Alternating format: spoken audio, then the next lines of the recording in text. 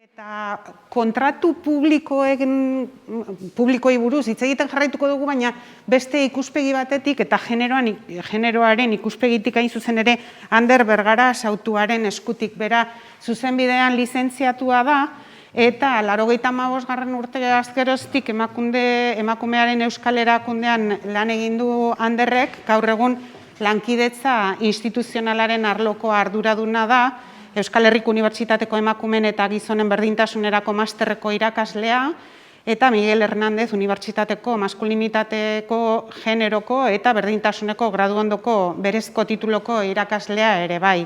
Kontratu publikoetan genero ikuspegia txertatzeko erakundeen arteko estrategia Euskal Autonomia Erkidegoan euskararen erabileraren normalizaziorako ikasbideak bilatzen izenburua du Anderren hitzaldiak. Balio aldu genero ikuspegia txertatzeko egindako lanak euskera txertatzeko ere.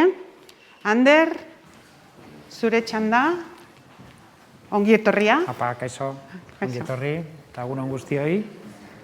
Eta lehenengo eta behin, mila esker benetan antolatzoiei, gonbidatu gaituztelako gaur hemen egotera, eta alde horretatik plazer bat da, ez? Aurretik aipatu denez eta Inigok aipatu duenarekin lotuta, landuko dudana da Autonomia Erkidegoan izan dugun esperientzia genero ikuspegia kontratu publikoan txertatzeko, ez? Kontratu publikoetan txertatzeko. Eta zergatik, ez? Halako kontestu batean, bain justu, aztertzeko berdintasunaren alorrean landu den estrategia hori, eta estrategia horretatik, ia posible dan ikasbiderik ateratzea euskararen normalizaziorako, ez? Hori da pizkat gaurko nire hitzaldiaren helburua. Mamiari heldu baino lehen, aipamen edo kontesturako aipamen batzuk egingo ditut, batetik emakunde zer dan. Emakunde Eusko Jaurlaritzaren berdintasun erakundea da. Emakunderen sedea Euskal Autonomia Erkidegoan berdintasuna lortzea da, eta horretarako gizartea eta herritarrak sentsibilizatzen ditugu batetik, eta bestetik berdintasun politikak sustatu eta garatzen ditugu. Berdintasun politika horren barruan, hainbat eremutan eragiten dugu, baina gaurko honetan esan dudan moduan, kontratazio publikoan jarriko dut fokua, ez? Zer da genero ikuspegia txertatzea kontratazio publikoan, ez? Esango genuke dela emakumeen eta gizonen beharrak eta interesak sistematikoki kontuan izatea kontratazio prozesuan. Maila guztietan eta kontratazio fase guztietan. Eta Inigok esan duen moduan, kontratazio publikoa oso eremu garrantzitsua da. Bai kuantitatiboki eta bai kualitatiboki, ez?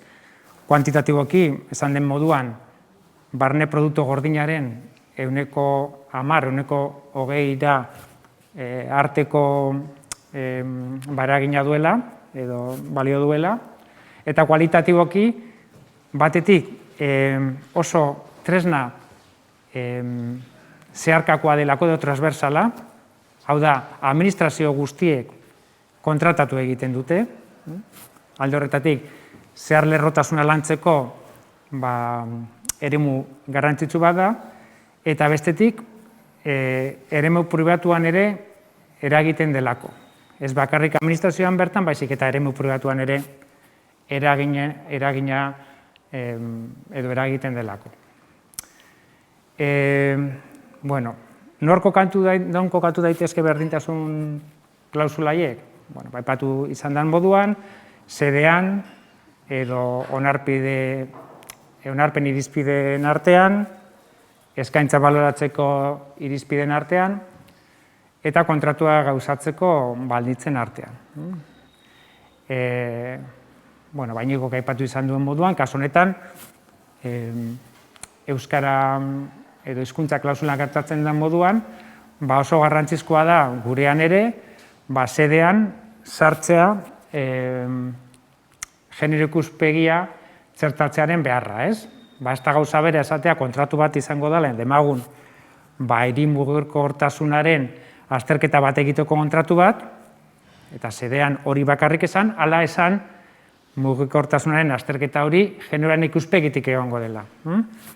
Hori jarri eskero, gero aukera gehiago ematen ditulako, baldintza gehiago jartzeko edo onarpen irizpide gisa, edo eskaintza baloratzeko irizpide gisa, edo kontratua gauzatzeko baldintza gisa, ez?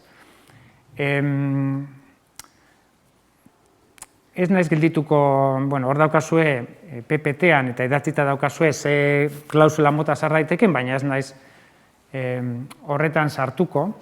Nire ustez importanteena delako egin dugun lan prozesua, ez?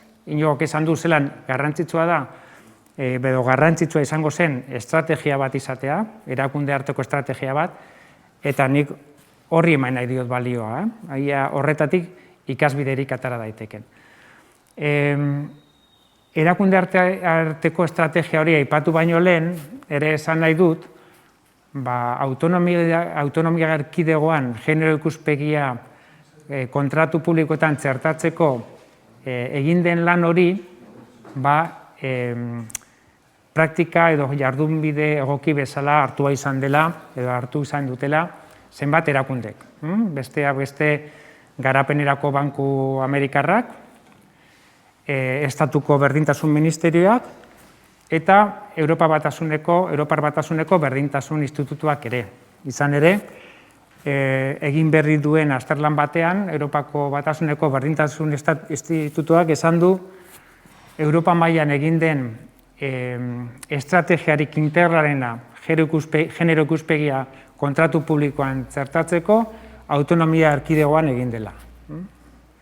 Beraz, hori badago errekonozimentu bat, eta, nik uste dut nabarmentzekoa dela.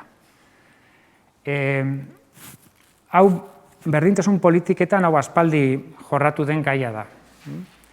Ja, berdintasunerako 3. planean jasotzen zen, kontratazio publikoan, berdintasunen aldeko neurria jaso behar zirela.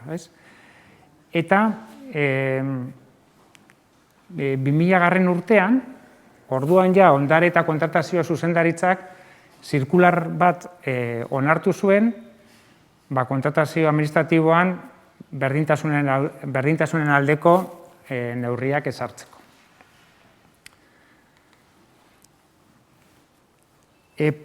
Erakunde arteko prozesu honetan, emakunde buru izan da. Prozesu horren buru izan da, baina hainbat eragile parte hartu dute hor. Eusko Jaurlaritzaren sailek, foru administrazioek, toki administrazioek, Eusko Legebiltzarrak eta sektore pribatuak ere, enpresa pribatuek ere parte hartu dute. Eta lan prozesu horrek izan ditu 8 mugarri esango nukenik. Lehenengoa legedia edo araudia onartzea, bigarrena gaia plangintzan sartzea, hirugarrena administrazio jarraibideak onartzea, instrukzioak onartzea, prozesua guztia koordinatzeko organo espezifiko bat sortzea, material lagungarria prestatzea, prestakuntza eta sentsibilizazio jarduerak antolatzea, aholkularitza ematea, eta egiaztapena, jarraipena eta ebaluazioa. Araudia onartzeari dagokionez, legerik importantena, Eusko Legebiltzarra 2005an onartu zuen berdintasunerako legea da. Hor ja, legez esaten da, kontratazio publikoan genero ikuspegia txertatu behar dela eta berdintasun klausulak txertatu behar direla. Gero horren ostean ere, Eusko Jaurlaritzak 2016an beste lege bat atera zuen, hau orokorra, ezen berdintasunerako klausuli bakarri zuzendua, baizik eta klausula sozialei referentzia egiten zien orokorrean. baina gure kasuan benetan euskarri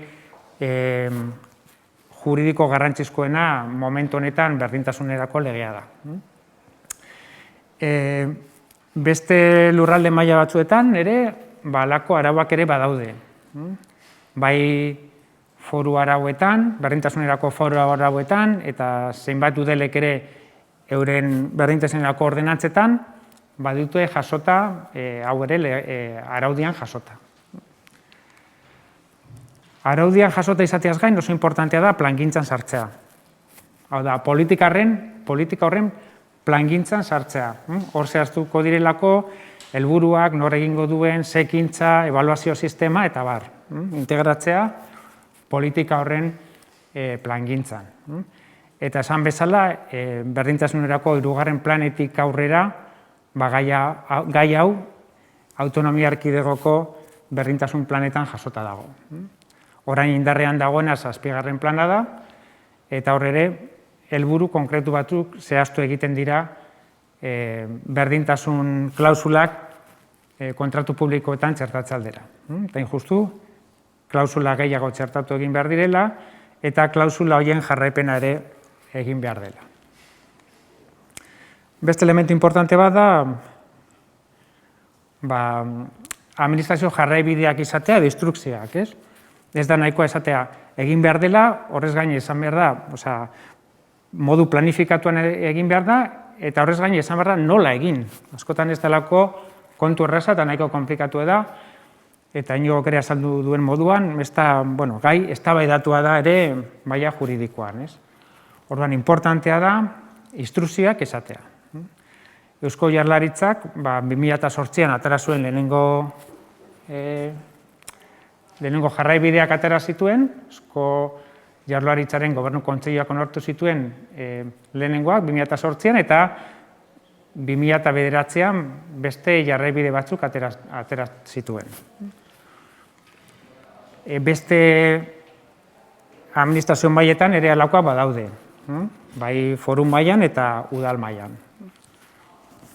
Guretzat important izan zen beste elementu bat da koordinaziorako organo bat sortzea.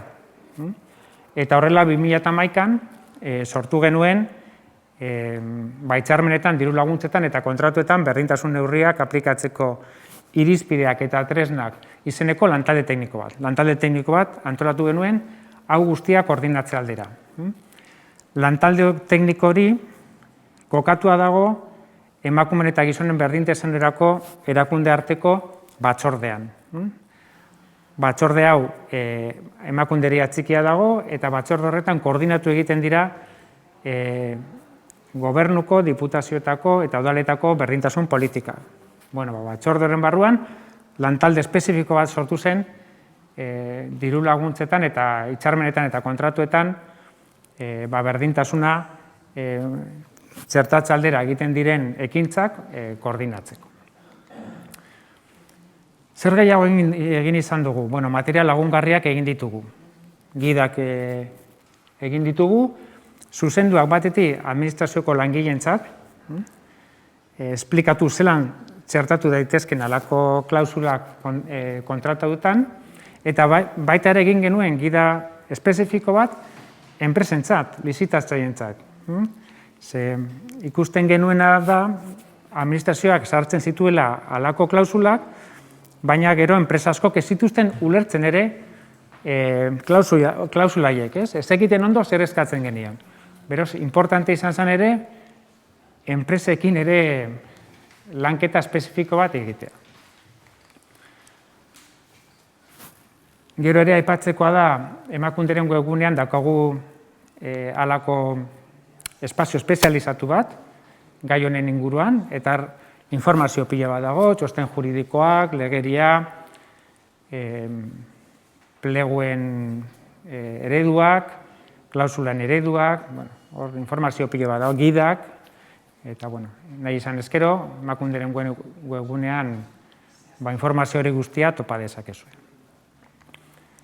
Bideo batzuk ere egin genituen, modu errezean esplikatzeko zer esan nahi duen produktu eta zerbitzua kontratatzerakoan genero ikuspegia txertatzea, eta zer esan nahi duen genero inpaktua produktuak eta zerbitzuak kontratatzerakoan, horiek ere webgunean dituzue.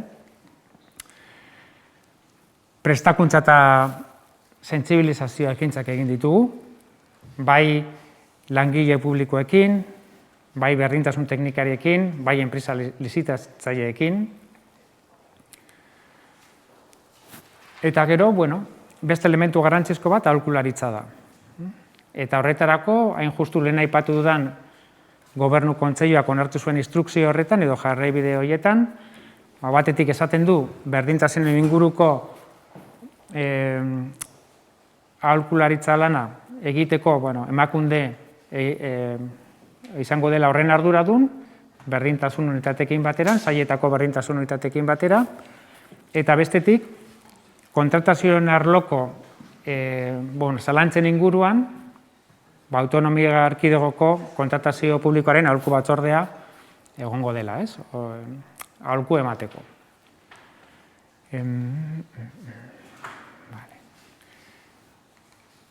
Egiaztapena jarraipenari eta ebaluazioari dagokionez,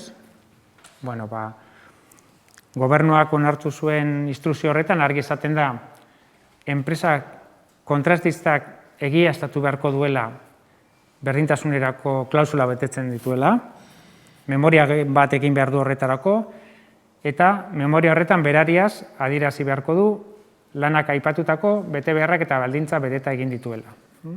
Eta memoria hori ontzat eman beharko du kontratuaren arduraduna. Zer gertatu daiteke klausula horiek betetzen ez badira? Edo kontratua indargabetzea, edo kontratuarekin aurrera jarraitzea baina zehapen bat ezarrita, hala, luzapena duten, jasotzen duten kontratuen kasuen, luzapena ez aplikatzea adibidez. Hala ere, argi geratu behar dana,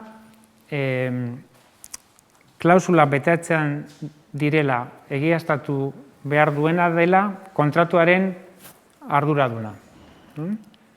Arduraduna edo kontratuaren erantzunkizuna duen unitate administratiboarena. Eta esaten du ere, gobernuko instrukzioak horretan laguntzeko emakunde egongo dela eta sailetako berdintasun unitateak. Gero ere, instrukzioan halako jarraipenerako taula bat dago, hau bete egin behar dena, kontratu guztietan, eta berdintasun klausula bat jasotzen bada, taula horretan bete beharko da, dagokion lekuan, eta zehaztu beharko da kontratuaren zein alderritan jasota dagoen klausula hori.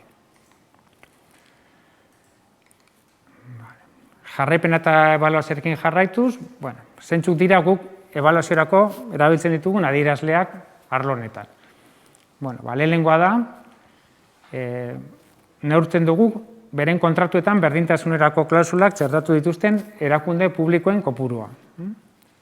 Egin dugun azken ulerketaren arabera, 2018koa 50 erakunde dira klausula txertatzen dituztenak, berdintasun klausula txertatzen dituztenak. Beste adierazle bat da, kontratazioan berdintasunerako klausulak aplikatzeari buruzko akordioa, jarraibideak edo zirkularrak onartu dituzten erakunde publikoen kopurua. Kasu honetan, 15 dira. Eta ere, neurtzen dugu berdintasunerako klausulak txertatu dituzten kontratuen ehunekoa. Administrazio eremuaren eta sartutako irizpide motaren arabera. 2015ean egin genuen azken neurketaren arabera, kontratu guztien 167 zuen berdintasunerako klausularen bat, eta gero 2018ean egin dugun beste neurketa batean, portzentai hori igo da 172. Hor daukazue datuen bilakaera, 2015-etik 2015-etik 2015-era, eta 2018ko azkenengo datuak, ez naiz geldituko, badituzue txostenean jasota, baina ikusten da zelan bilakaera bat egonda eta gero eta gehiago txertatzen ari dira kontratuetan berdintasun klausulak. Eta aipatuko nahiko nuke 2015ean azterketa espezifiko bat egin genuela hain justu aztertzeko zen horretan txertatzen ziren kontratuak kontratuetan euskarari buruzko, berdintasunari buruzko klausulak. Eta hor, egiten den ondorio orokor horretan, aipatzen da, argi dagoela, aurrera bide handia, egon dela autonomia erkidegoan, administrazio publikoak aitzindari eta referente bihurtu direla, beraz hor, nabarmentzen da, eman diren aurrera pausoak, eta hobetu behar moduan, aipatzen da, orain klausulen helburuak eta edukia indartzeko, eta neurri berria erreparatu behar diegula, eta batik bat, klausula horien jarraipena eta ebaluazioa egiteko neurriak aplikatzeko ekintza eta neurriei. Beraz, hor ebaluazio lan eta jarraipenean daukagu erronka nagusia.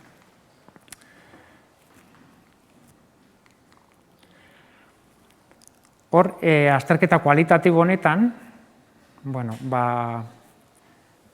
galdetu egin zitzaien berdintasun teknikariei eta kontratazio arduradunei, egin zen hor azterketa bat eta azterketa kualitatibo horretan euren iritzia eman zuten, eta aipatuko dut, 171 esan zuela, euren ustez, langileen sensibilizazioa handitzeko balio duela halako klausula txertatzea, eta 43 esaten duela zerbitzuak eta programak hobetzeko, euren kalitatea hobetzeko ere balio duela. Badago ere 23 esaten duela berdintasun klausula txertatzea euren ustez ez duela ondorio argirik ekarri. Eta ja bukatzen joateko, eta hau guztia aztertuta, prozesu hau guztia aztertuta, ze ekarpen egin daiteke, ekarpen egin dakioke euskararen normalizazio politikei. Aurreko hilabetean, Eusko Jaurlaritzak onartu zituen autonomia erkidegoko hizkuntza irizpide berriak. Hor ere bereziki aipatzen da kontratazio publikoa.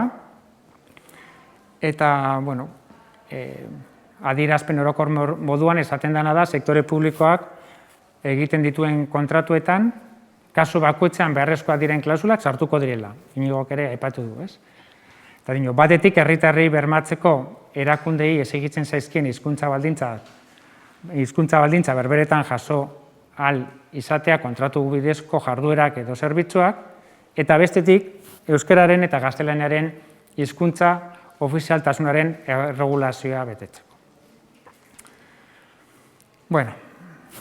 Bukatzeko. Niri zer iruditzen zait azpimarratzekoa dela guk egindako prozesuan. Batetik egindako planteamendu integrala. Ez dira izan esku hartze puntual batzuk. Edo zerbait egiten dut, bere hori ahaztu egiten duz. Baizik eta egon da planteamendu integral bat. Hainbat eremutan egin izan dugu. Bai legerian, bai plangintzan, koordinazioan, ebaluazioan, materialak egin ditu, aholkularitza eskaini dugu, prestakuntza eta sentsibilizazioa ekintzak egin ditugu, izan da planteamendu integral bat eta horrek ematen dio politikari iraunkortasuna. Bestetik, nabarmenduko nuke erakunde arteko lana izan dela koordinatua. Sortu genuen koordinazio organo bat eta koordinatu izan gara bai gobernuko langileak, diputazioetako langileak eta udal mailakoak ere.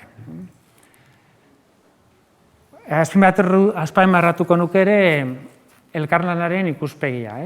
Elkarlanean aritu izan gara, ez bakarrik administrazioen artean bakarrik, eta berdintasun tekniken artean bakarrik, baizik eta ahalegindu gara elkarlanean ere ibiltzen kontratazio arduradunekin. Ahalegindu gara uztartzen euren ikuspegia eta gure ikuspegia. Askotan, helburuak ez direlako berberak eta esan dezagun planteamentua diferenteak ditugulako.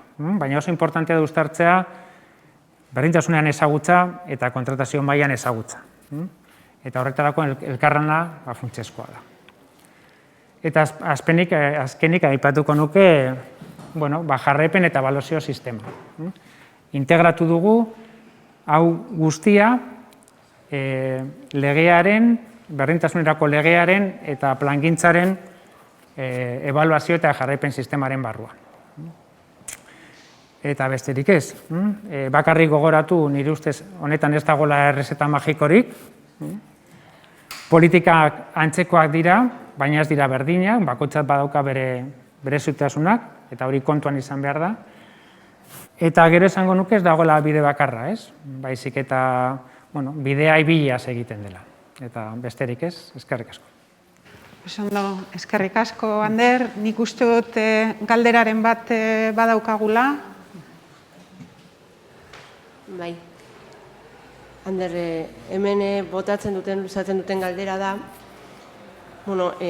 aipatu ezun guztia udal txiki batera ekarrita, zelan eratu batzorde teknikoa, berdintasun teknikari bakarra, kontratazio teknikaria alde baterako bakarri baldima dago, udal idazkaria astean birritan datorrenean, eta oroar gainerako saien teknikariek honen inguruan gaiari muzin egiten baldima diote. Zein da, zure ustez, arduradun politikoen egitekoa halakoetan? Ni uste dut planteamendu integrala izan behar dela, eta ez dela izan behar udal baten kontua bakarrik, baizik eta horregatik importantea da hor beste udal batzuk horretan sartuak egotea, erakunde arteko organoak, udal mailako koordinazio organoak, hor badago berdinsarea eta beste organo batzuk, horrek badute lan bat egiteko, eta ez dadin izan pertsona baten ardura bakarra edo pertsona konkretu batzuen ardura bakarra erakunde batean, baizik egon dadin atzetik estrategia bat.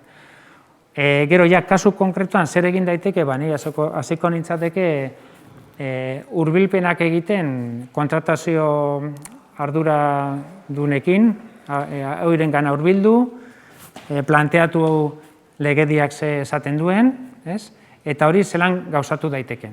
Hori izango da, eta ondo prestatu norbere burua, prestakuntza jasoaz eta informazioa jaso, eurekin harremanetan hasteko. Eta lehen esan dudan moduan, funtsezkoa dalako kontratazio organoen artean eta berdintasun teknikaren artean, edo euskara teknikaren artean harremana izatea eta legintzea, akordio batzutara heltzen, nik uste hori izan daitekela bidea.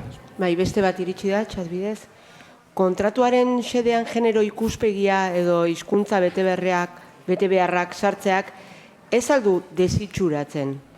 Espaloia egitea genero ikuspuntutik eta hizkuntza eskubideak errespetatuz kontratazio arlokoek zer esango digute, esaten digu batek?